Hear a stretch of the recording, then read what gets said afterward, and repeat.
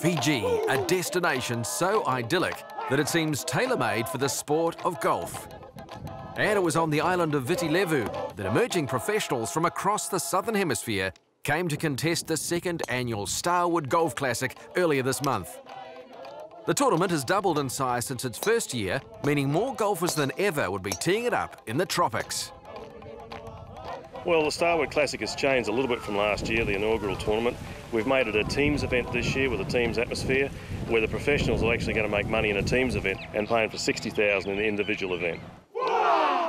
Well, I guess to make the thing more enjoyable and a bigger challenge, we've added Natandola in, which is a really, really world-class golf course, and Danarau's a great resort course, so we've got a mix of both, where everyone's going to get beaten up at Natandola if it blows, and everyone's going to have a really enjoyable time at Danarau. So it's a great mix for everybody. Even if you're losing a few balls and you're playing a great golf course, it's really enjoyable. Coming hot on the heels of the Fiji Open, the Starwood Golf Classic attracted pros and amateurs from Tahiti, Fiji, the Solomons, and of course Australasia, including defending champ Matt Griffin of Melbourne. It's very relaxed, everyone's here having a good time, but everyone's competitive and there's a lot of good players here, so everyone wants to have a win. Among the big names were Hendry, Shilton and Moorhead, teeing it up in the field playing Natandola for round one. Although there was an early indication that first-year pros were going to make a run at the $100,000 prize purse. Hawke's Bay rookie Andrew Henare showed little trepidation around a course where breaking par is no easy task. Managing a 1/73 despite the blustery conditions was Indonesian Open champion Michael Hendry. While in a group of 6 golfers to card a credible 2 over par at Natandola was Grant Moorhead. But standout on the opening day was Andrew Henare, the only golfer to break par at the treacherous Natandola Bay course. I finished 1 under. I'm very thoroughly happy with that result. Geez, what a windy day it was today.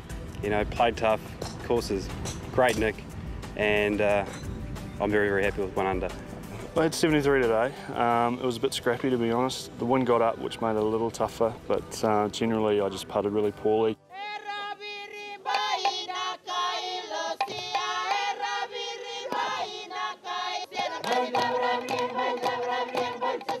Day 2 dawned where the big guns moved to the Danarau Golf and Racquet Club. With the scoring predicted to be easier, it was a chance for a golfer to put their name atop the Starwood Classic leaderboard.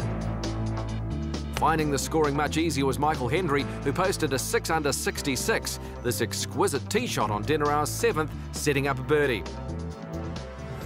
Another zeroing in on the pin was Manawatu's Grant Moorhead, with a scintillating 7 under par 65.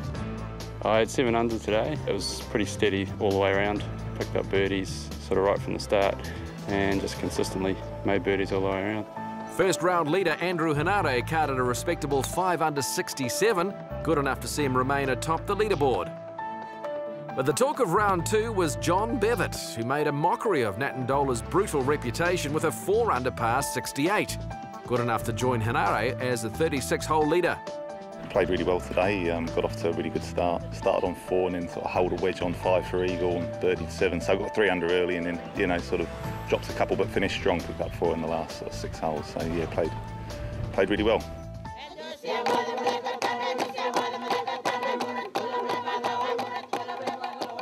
With many of the leaders back at the hard-scoring Natandola for round 3, it was a chance to lay down a marker with the Starwood Classic title in sight. Waikato's Brad Shilton, at one stage 4 under, ultimately settled for a credible 71 to push him into the reckoning. But taking the tournament by surprise was first-year pro Peter Zwart, becoming one of only 2 players to manage a 68 at Natandola, and he did so despite breaking a shaft. One of the Fijian chaps lent me the driver, and it's obviously on its honeymoon period, and I just chipped it around, kept it in the straight and narrow, sunk a few putts, and just limited my mistakes. I had 1 bogey. Just played patiently and let it happen. An hour away at Danarau, it was Martin Pettigrew who claimed the 54-hole lead with a 5 under 67 to be a shot clear of Zwart. I started off, first shot of the day, I hit it out of bounds, But pretty happy how I'm playing. I came back, had 7 birdies to shoot 5 under. So yeah, no, pretty good. Enjoying it.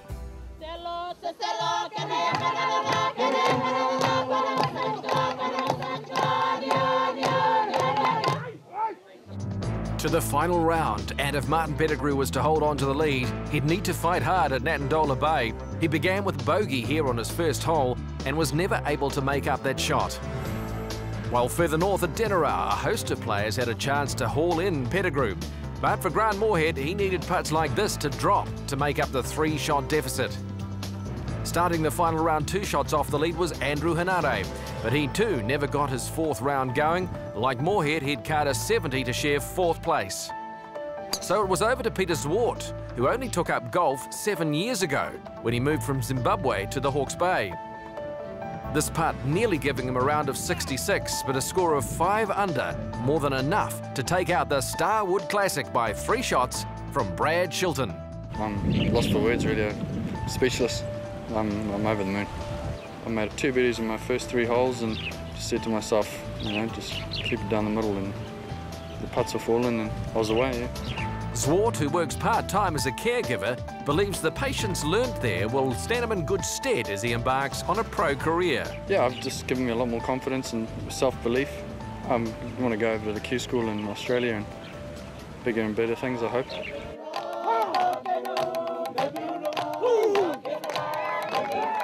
So Hawke's Bay's Peter Zwart claims his very first winner's check in his first year as a touring professional.